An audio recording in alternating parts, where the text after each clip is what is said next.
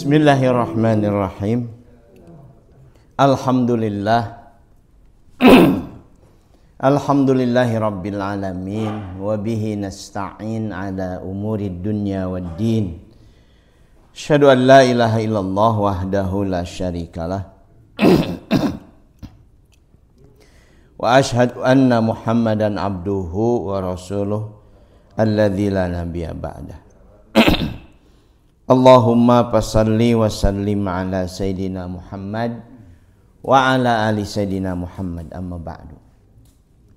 Jamaah subuh yang Allah muliakan, alhamdulillah kita bersyukur pada Allah Subhanahu wa taala. Allah perkenankan kita bertemu kembali dalam aktivitas thalabul ilmi, kajian kitab Al-Hikam. Dan mudah-mudahan aktivitas seperti ini, sholat subuh berjamaah, kemudian ngaji, bisa kita jaga sampai akhir hayat kita. Saya ingin memulainya dengan menyampaikan dulu permohonan maaf bahwa Bapak yang Allah muliakan, mungkin ya Sabtu minggu ke depan saya tidak selalu akan bisa hadir. Rada sulit sekarang dari ini waktu ini, karena biasanya Sabtu itu saya ngajar kurang lebih jam 6 di daerah Turangga. Sudah sangat lama, sudah lebih dari 15 tahun. Tapi sudah 1 bulan ini, hampir 2 bulan tidak lagi berjalan karena beberapa sudah meninggal dunia yang ikut ngaji ini. Sehingga Sabtu ini rada sulit kalau langsung dari rumah ke sini ba'da subuh.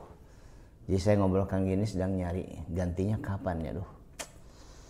Jadi kalau besok lusa Sabtu depannya tidak bisa hadir, mungkin karena kesulitan itu.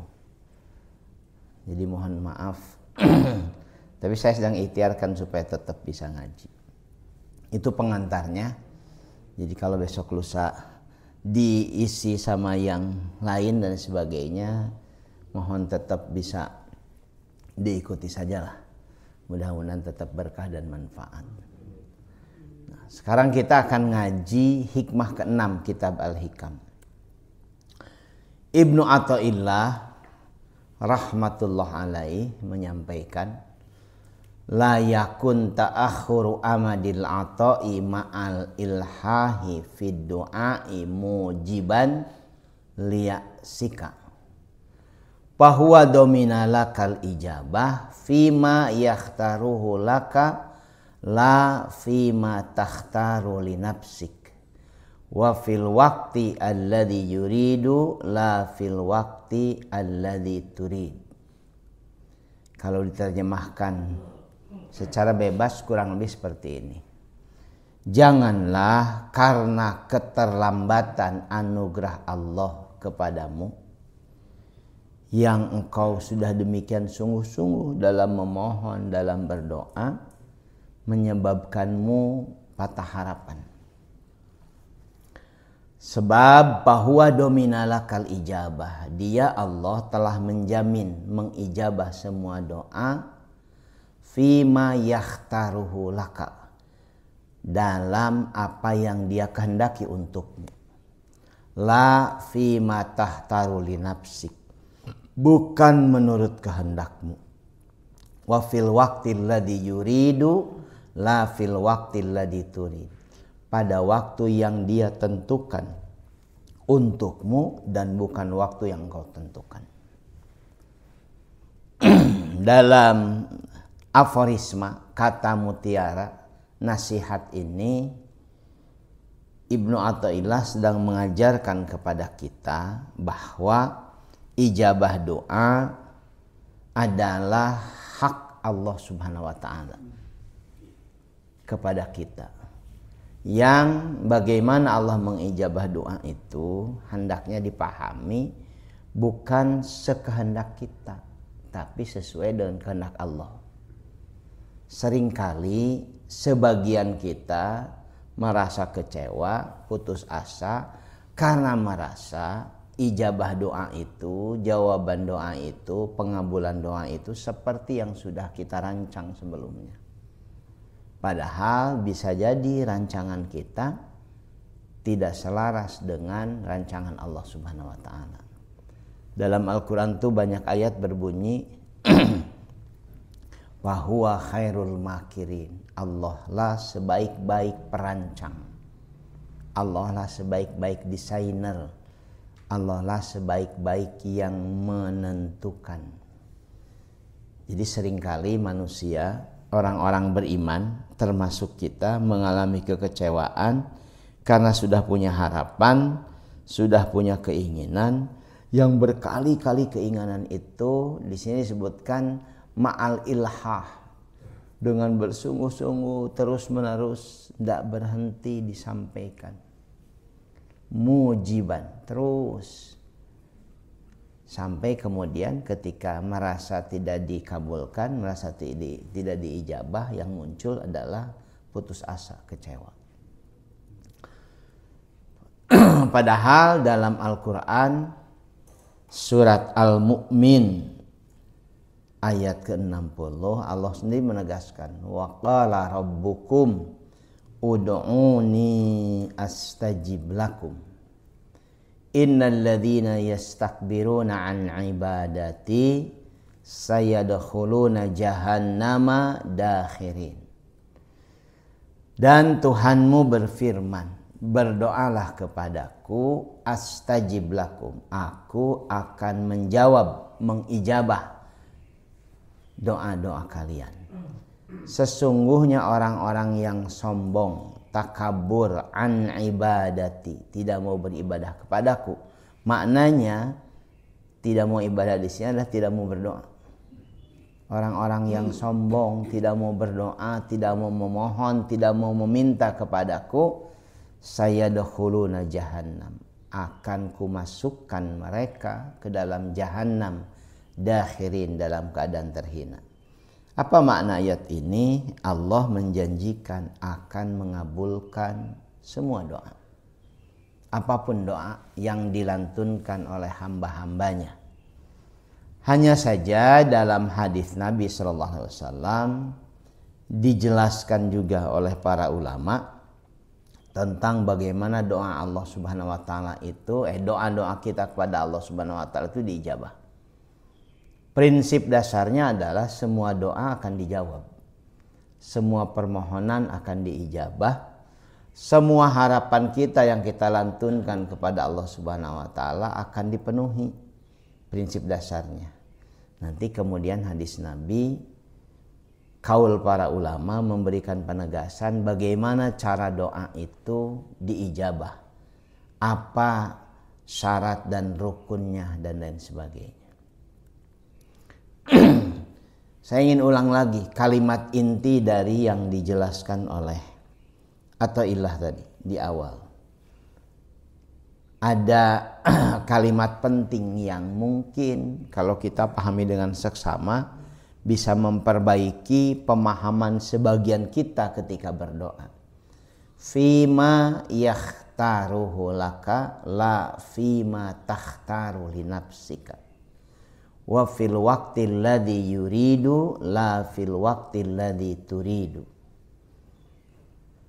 Allah akan mengabulkan apa yang Dia kehendaki untukmu, bukan menurut kehendakmu, dan di waktu yang Dia tentukan, bukan waktu yang engkau tentukan.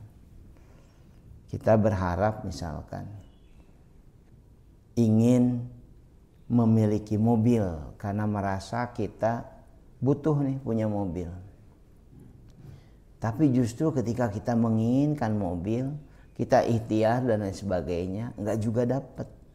Sehingga ada kekecewaan kepada Tuhan, Sang Maha Pengabul harapan. Kenapa kok kita enggak dapat? Enggak bisa punya mobil padahal pingin sebagainya.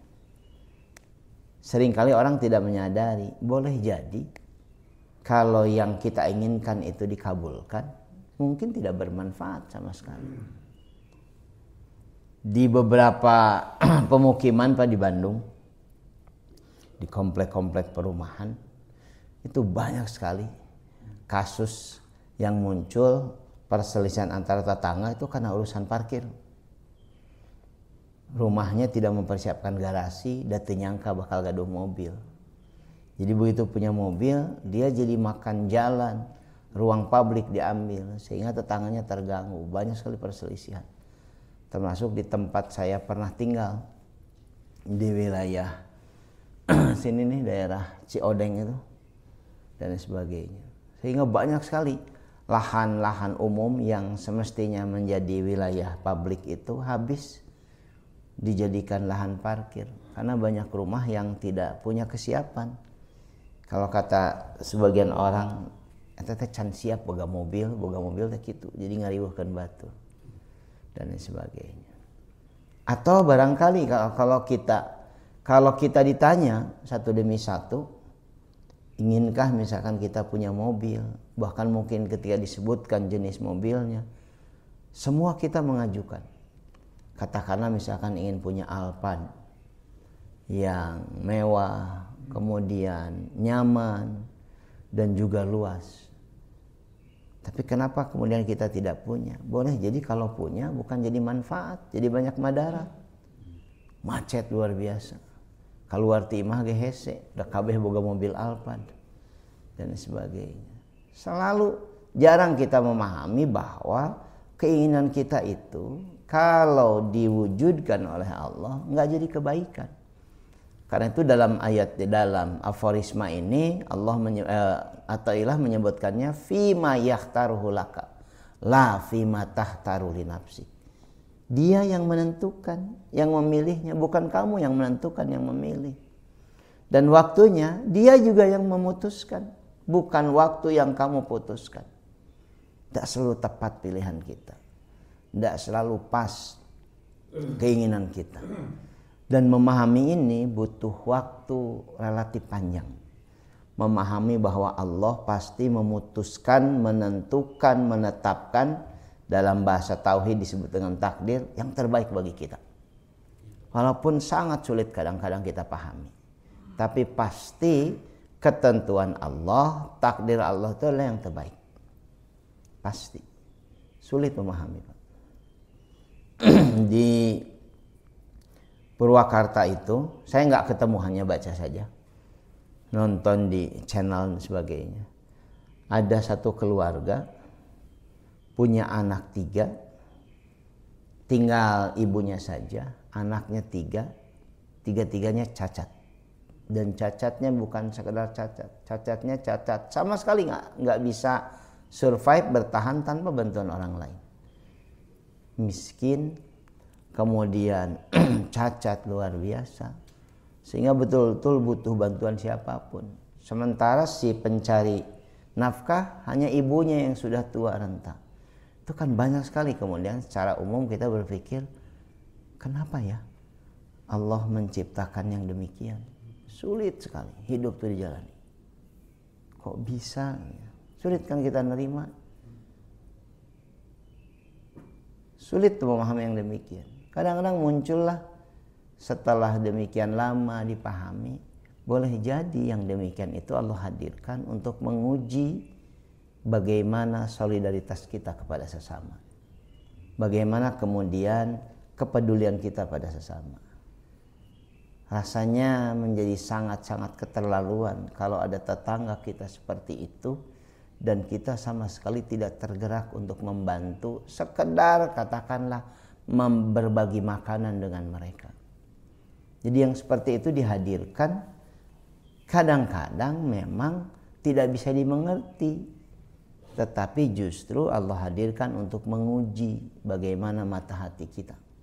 Di Sabtu kemarin kan kita jelaskan tentang matinya mata hati, basiroh.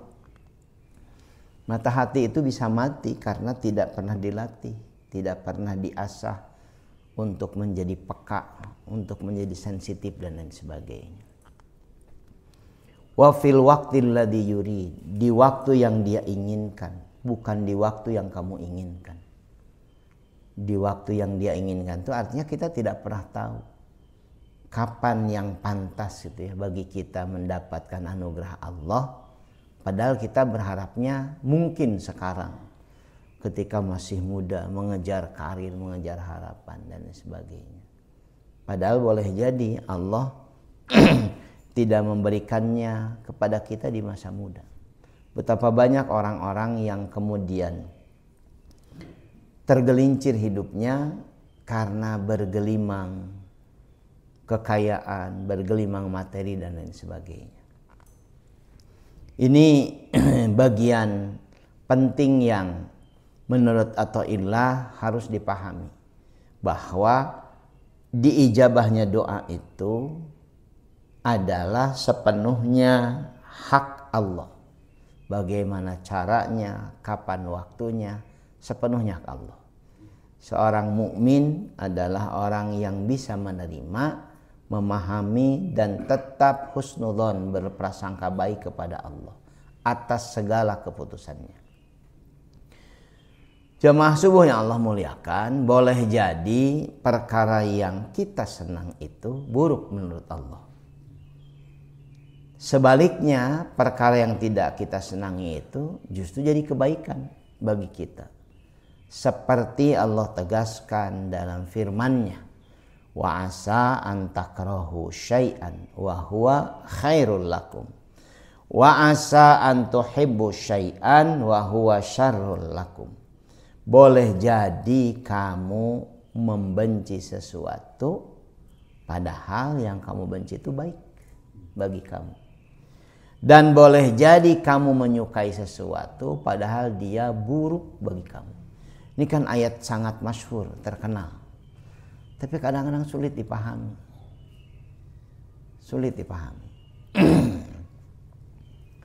Ini bagian penting memahami bahwa takdir Allah Subhanahu wa taala itu tidak selalu menyenangkan dan mudah diterima. Tidak selalu menyenangkan, tidak mudah diterima. Terutama di masa di mana kondisi di sekitar kita itu jauh dari yang kita harapkan, jauh dari yang kita rencanakan. Boleh jadi sesuatu yang kamu sukai itu buruk, boleh jadi sebaliknya yang kamu benci itu baik. Sulit kan memahaminya. Saya mungkin lebih dari 100 kali lah, atau mungkin kalau pakai yang lebih dramatis bahasanya ratusan kali Pak saya dicurhati suami tentang istrinya, dan juga ratusan kali saya dicurhati istri tentang suaminya. Yang kalau dikerucutkan curhat itu bermuara pada satu kondisi, sulit menerima kok pasangannya begini. Padahal tidaklah seseorang bersatu dalam mahligai rumah tangga kecuali takdir Allah Subhanahu wa taala. Tidak ada satupun. Dalam ungkapan hadis bahkan lebih dramatik lagi.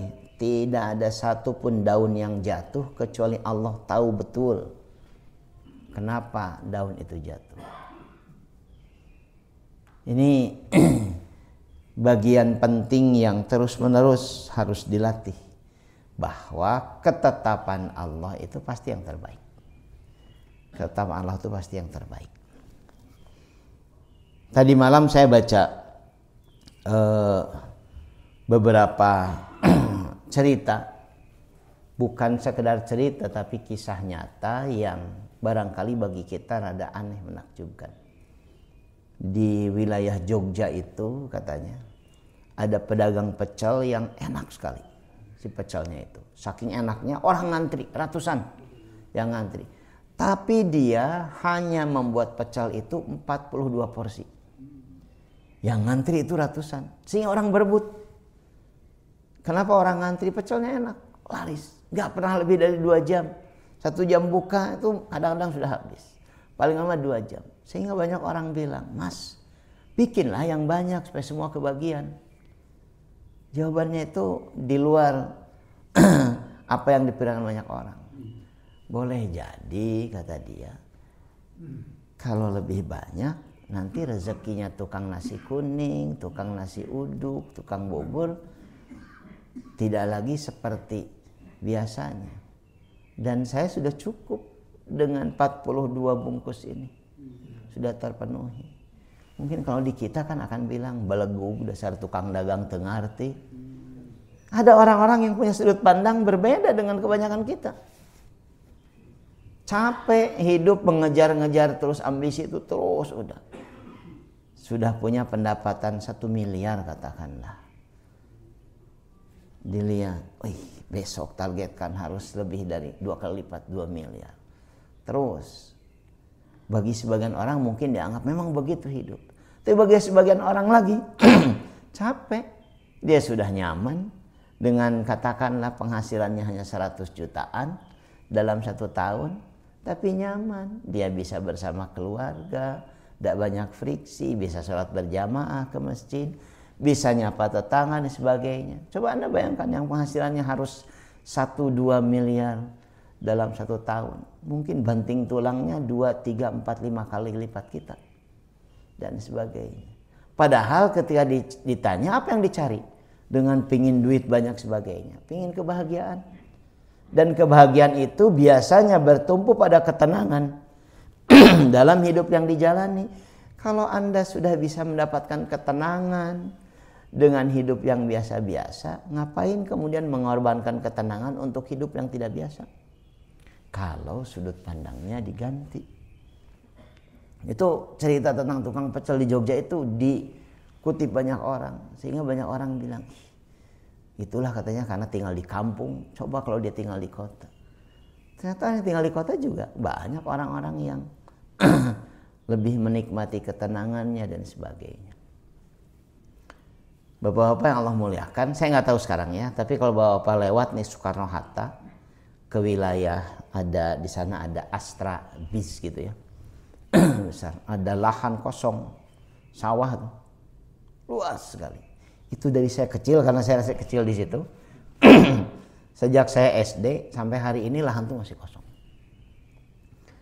Konon dari cerita yang saya dengar, ratusan orang menawar lahan itu. Apakah mau dijadikan mall dan sebagainya. Ratusan orang. Fantastis itu harganya. Mungkin bisa sampai 20-30 miliar tanahnya saja. Yang punya lahan itu, walau alam sekarang. Dulu itu orang yang sangat sederhana. Kariut-riut, mun kabeh dijual, engke saha tuh nu melak pare. Kalau semua orang yang punya lahan sawah menjual sawahnya, dek dahar naon urang tuh. Kan banyak di antara kita yang menyepelekan, nu penting boga duit. Emang duit bisa dimakan? Ada di antara bapak-bapak yang pernah makan duit? Tuh bisa didahar duit itu. Tapi betapa luar biasa kita meyakini duit itu sebagai hal yang demikian menyelesaikan banyak masalah. Penting memboga duit. Di banyak tempat sekarang orang tuh menderita justru karena banyak duit dan kemudian hidupnya menjadi berubah demikian paranoid. Asal ada orang datang ke rumahnya bawa map, pasti ya rek minta sumbangan. Asal ada orang kemudian senyum-senyum di jalan, pasti rek nipu. Tiap hari kerjaannya hanya melihat rekening koran saja, dan sebagainya. Capek. Ayat ini sekali lagi sedang mengingatkan kita, boleh jadi yang kita inginkan itu sama sekali tidak akan jadi kebaikan. Sementara yang sering kita keluhkan boleh jadi inilah yang jadi manfaat dan kebaikan bagi kita. Ada banyak ulama besar dalam terminologi tasawuf yang hidupnya kadang-kadang dianggap aneh. Saya lupa ya namanya. Jadi ada seorang ulama besar dalam bidang tasawuf yang punya istri sangat cerewet. Bahkan bukan cuma cerewet. Sangat menyebalkan. Dia punya ratusan murid. Satu waktu murid-muridnya bertemu ketika si ulama ini sedang dimarahi habis-habisan oleh istrinya. Sehingga semua orang, ya Allah, kalau bahasa Arab itu muru'ah itu apa ya? Marwah sudah jadi bahasa Indonesia. Marwah itu kehormatannya hancur karena dimaki-maki istrinya di depan murid-muridnya. Murid-muridnya diam, tapi mereka menyimpan. Ini gimana ini ulama besar ini kepada banyak orang bisa mengajarkan banyak hal, tapi pada istrinya nggak bisa. Nggak ditanya sama muridnya, tapi dia menjelaskan.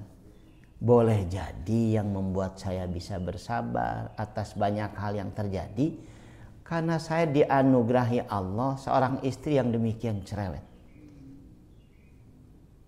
Justru di balik cerewet itu ada anugerah Allah yang luar biasa. Ini kan sulit diterima ya.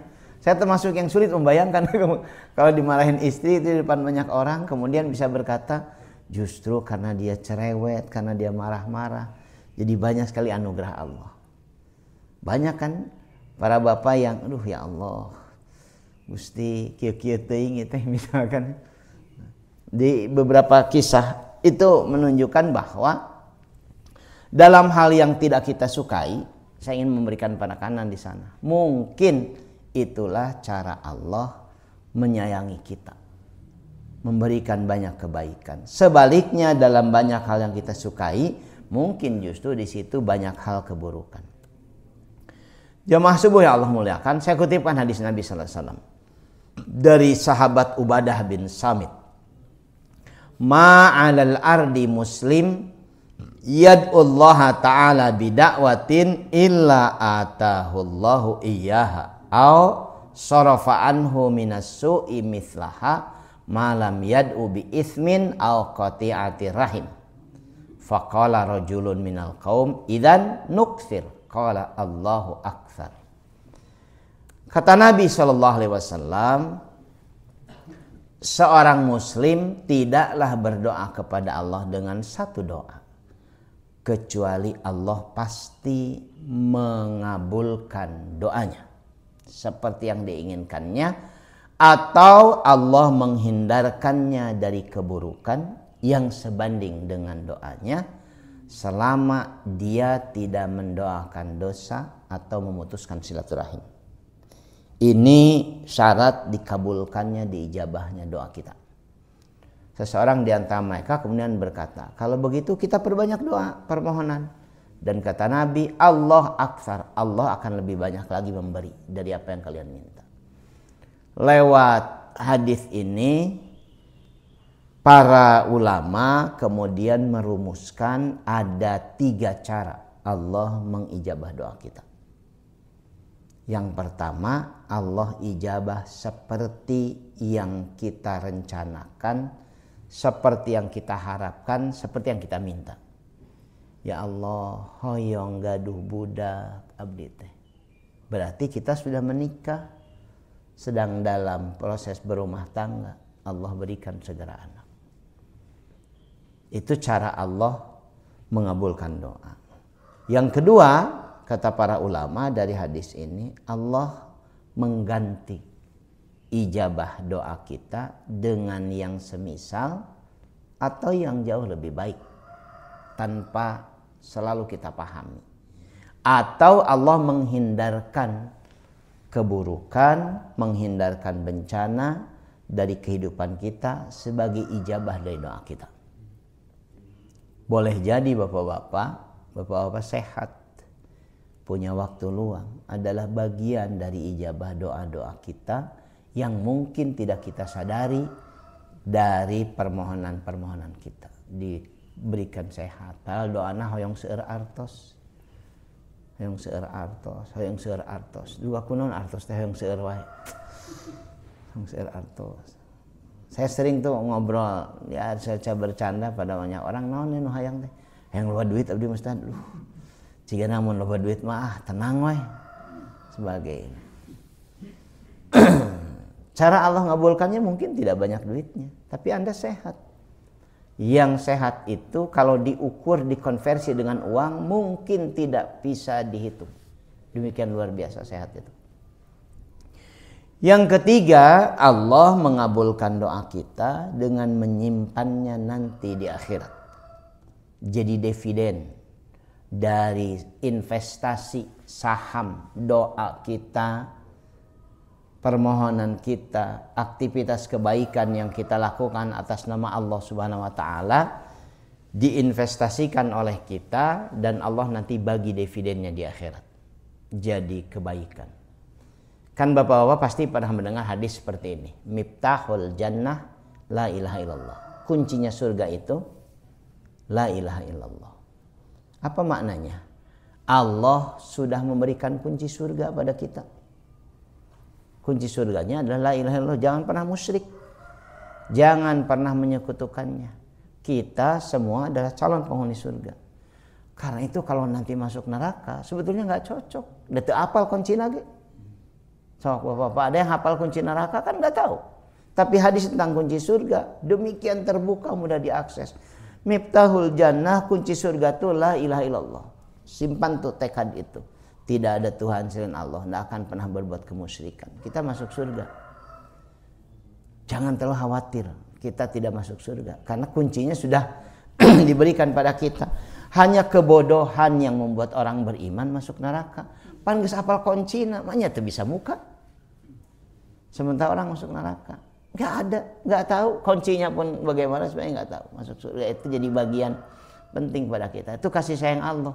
Nah, salah satu yang membuat kita harus yakin kita calon penghuni surga karena Allah menjanjikan lewat lisan Nabi, doa-doa baik kita itu disimpan nanti sebagai bagian dari anugerah Allah kepada kita di akhirat. Malam yad'u bi ismin, selama ketika berdoa itu bukan doa keburukan, bukan doa yang berimplikasi dosa, au qati'ati rahim, atau memutuskan silaturahim. Ya Allah, saya tidak ingin lagi melihat dia dalam hidup saya. Tong panghideui jeung si eta. Nah, itu salah satu indikator doanya tidak akan diijabah. Karena doanya ingin memutuskan silaturahim. Ya Allah, sing cilaka si eta, kabeh 7 turunan nyeri hati abdi. Itu indikator di mana doa kita tidak mungkin diijabah. Bahkan saya kutipkan hadis, enggak saya kutipkan di sini, saya sampaikan hadis. Setiap seorang dari kita berdoa, kata Nabi SAW, setiap itu pula para malaikat berdoa yang sama. Jadi kalau saya berdoa misalkan, ya Allah, jadikan saya bisa sehat dalam melaksanakan aktivitas. Atau saya doakan, ya Allah, jadikan istri saya, anak-anak saya, sahabat-sahabat saya sehat, lancar beraktivitas. Malaikat berdoa yang sama, wa kadzalika anta. Demikian juga engkau. Bayangkan kalau doa kita keburukan dan malaikat doa yang sama, wa kadzalika anta. Demikian juga engkau. Nauzubillah tsumma naudzubillah. Karena itu dalam hadis ini disebutkan indikator doa kita tidak akan diterima ketika doanya keburukan dan doanya memutuskan silaturahim. Dari hadis ini dan penjelasan tadi, maka ini kesimpulan ngaji kita. Yang pertama, doa seorang mukmin pasti dikabulkan. Pasti dikabulkan. Jangan tergesa-gesa, jangan maksa, segera kepada Allah, karena tadi Allah yang menentukan bagaimana mengabulkan, kapan waktunya. Yang kedua, 3 cara seperti barusan dijelaskan, dikabulkan, ditunda, diganti, dan kemudian disimpan jadi pahala di akhirat. Yang ketiga, silahkan berdoa sebanyak mungkin apa saja pada Allah, karena Allah akan memenuhi doa-doa kita walau demikian banyak doa kita. Kalau Anda mencermati bacaan-bacaan dalam sholat, Pak, itu sebetulnya seluruh keinginan kita itu sudah dilantunkan dengan indah. Coba ketika bangun dari sujud itu, Rabbighfirli warhamni wajburni warfa'ni warzuqni wahdini wa'afini wa'fu anni. Itu semua yang kita butuhkan, Pak. Tuhanku, ampuni dosaku.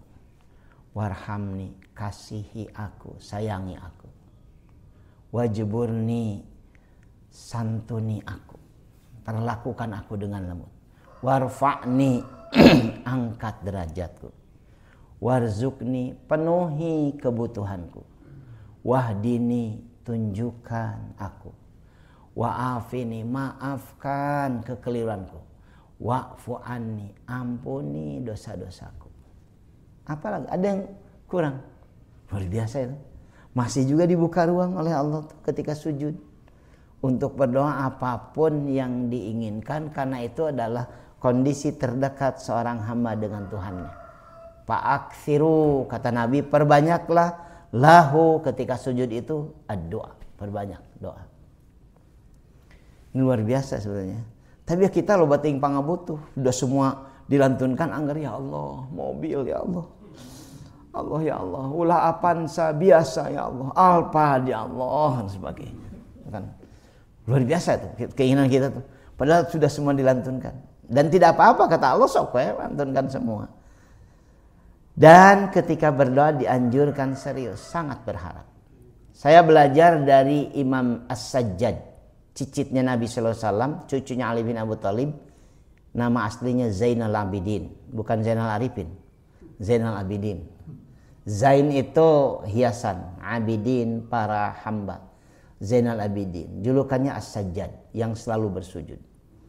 Doanya, salah satu doanya, ya Allah, kepada siapa lagi aku datang untuk memohon ampunan, karena tidak ada yang bisa mengampuniku selain Engkau. Nanti ketika beliau cerita tentang rezeki, kepada siapa lagi aku memohon, karena tidak ada yang bisa memberikan, yang bisa memenuhi harapan kecuali Engkau. Kita kadang-kadang berdoa tidak menggunakan adab-adab seperti itu. Karena itu dalam kesimpulan keempat ini sangat serius, berharap dalam berdoa, tunduk, butuh dan lemah di hadapan Allah. Tinggikan Allah setinggi-tingginya. Makanya sebutannya Allahu Akbar. Engkau yang maha besar, la ilaha illa anta, tidak ada Tuhan selain Engkau. Direndahkan serendah-rendahnya kita, ditinggikan Allah setinggi-tingginya kita bisa meninggikan Allah. Kita kan kadang-kadang tidak. Ya Allah, mobil, ya Allah, mobil. Mobil. Padahal pada manusia saja kalau mau ngutang kan berbasa-basi dulu, kita muter-muter dulu. Dan sebagainya. Muter. Bapak alhamdulillah bapak teh menik, katingal cerah pisan. Kelanan layanan mana mujir nyinyemnya. Nyata gitu, kan gitu kita. Kenapa kepada Allah nggak bisa sebaik mungkin? Sujud, kata-kata indah. Diajarkan itu oleh para ulama itu. Sebutannya kan dalam ungkapan Nabi itu, ya Hanan, ya Mannan, ya Dzal Jalali wal Ikram, ya Razzaq, ya Wahhab, ya Fattah, ya Ali. Ini bagian adab doa. Dan yang terakhir, sebanyak mungkin silahkan lantunkan seluruh yang kita ingin Allah mengabulkan harapan kita. Ya Allah, abdi teh hoyong sehat, tapi oge hoyong seueur artos, tapi oge hoyong pamajikan bageut, tapi oge hoyong budak soleh soleha, tapi oge hoyong janten gubernur, sok we kabeh nepi ka eungap. Nah, karena Allah Maha mengabulkan dan lain sebagainya. Itu kan doa-doa kita. Nah, lewat penjelasan ini Bapak yang Allah muliakan, saya secara pribadi menyampaikan, mudah-mudahan kita makin husnudzon, baik sangka pada Allah Subhanahu wa taala. Tidak mungkin ada ketentuannya yang buruk bagi kita. Kalaulah kita merasa keburukan sedang terjadi pada kita, itu karena sudut pandang kita yang terbatas. Itu karena sudut pandang kita yang terbatas. Ya Allah, kunon abdi teh gering wae. Justru dengan gering wae Allah mencegah kita dari maksiat, barangkali gitu. Karena kalau sehat kan maksiat aja maksiat. Allah berikan sakit sehingga jadi dekat sama Allah. Ya Allah, abdinya ribeteng. Tulis teh ka mana-mana kan sama Allah sebagainya. Mudah-mudahan bermanfaat Bapak yang Allah muliakan. Ada pertanyaan tidak ya? Manggalah, boleh kalau ada yang mau nyampaikan, nggih monggo. Dalam Quran juga ada ketentuan bahwa seseorang itu boleh mendoakan pada orang lain yang berbuat zalim. Yaitu kriterianya seperti apa yang zalim yang boleh dikabulkan? Banyak sekali Pak kisah zalim itu. Seperti diperlakukan oleh Fir'aun misalkan. Seperti Nabi dan para sahabat di Mekah dan sebagainya. Seperti dialami oleh para sahabat Nabi. Artinya aktivitas yang melampaui batas dan orang tidak memiliki kemampuan untuk bisa menghindarkan dari perilaku itu dianggap zalim. Walaupun nanti harus didetilkan. Tapi yang jelas salah satu, bukan cuma diperbolehkan, salah satu doa yang diijabah adalah dakwatul mazlum, doa orang yang dizalimi. Karena itu ikhtiarnya dari pertanyaan ini, ikhtiarkannya jangan zalim. Kalau jadi suami jangan zalim pada istri. Kalau jadi orang tua jangan zalim sama anak. Kalau jadi atasan jangan zalim sama bawahan. Jangan berbuat sewenang-wenang. Kalau jadi pejabat jangan zalim pada rakyat. Nah, kurang lebih begitulah dan sebagainya. Kalau jadi ustadz ya jangan zalim sama santri lah, sama jamaah dan sebagainya, itu kurang lebih.